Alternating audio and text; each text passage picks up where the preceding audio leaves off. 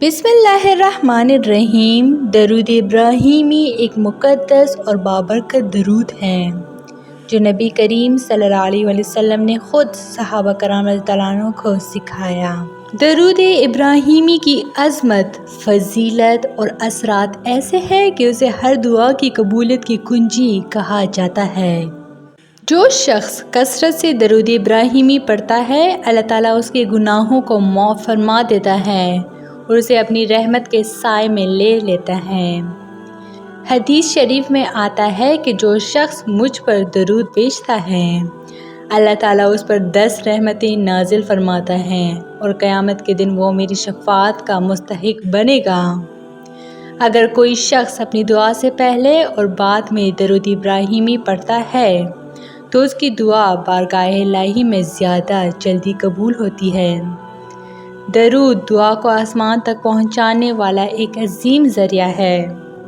दरूद इब्राहिमी पढ़ने से दिल में नूर पैदा होता है, बेचैनी ख़त्म होती है और अल्लाह ताला की तरफ दिल माइल होता है। जो शख्स रोज़ाना बाकायदगी से दरूद इब्राहिमी पढ़ता है, अल्लाह ताला उसकी ज़िंदगी की मुश्किलात को आसान फरमा देता है। रोज़गार, सेहत, ताल्लुकात या दीगर मसाइल सब में बेहतरी आती है। रोज़ाना कम अज़ कम 100 मरतबा दरूद इब्राहिमी पढ़ना बहुत बाबरकत अमल है। दुआ मांगने से पहले और बाद में दरूद इब्राहिमी पढ़ें। जुम्मे के दिन कसरत से दरूद इब्राहिमी पढ़ना ख़ास तौर पर बाइसे अजर है। तो दरूद इब्राहिमी सिर्फ़ एक दुआ या ज़िक्र नहीं, बल्कि ये एक ऐसा ख़ज़ाना है जिसके ज़रिए हम अपनी दुनिया और आखिरत संवार सकते हैं।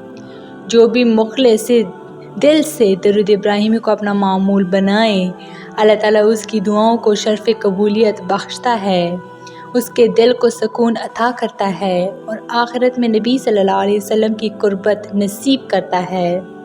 दरूद इब्राहिमी पढ़ने का ये अमल ना सिर्फ़ दीनी लिहाज से अजीम है, बल्कि रूहानी, नफ्सियाती और अमली ज़िंदगी में भी एक अनमोल ख़ज़ाना है। इसलिए हमें चाहिए कि हम दरूद इब्राहिमी को अपनी ज़िंदगी का हिस्सा बनाएं और अपनी दुआओं को मकबूल बनाएं। तो ये थी मेरी आज की वीडियो। उम्मीद करती हूँ कि आप लोगों को बहुत अच्छी लगी होगी। मज़ीद इस तरह के इस्लामी वीडियोस के लिए मेरे चैनल को लाइक, शेयर और सब्सक्राइब ज़रूर करें। Stay tuned for more. Thanks for watching.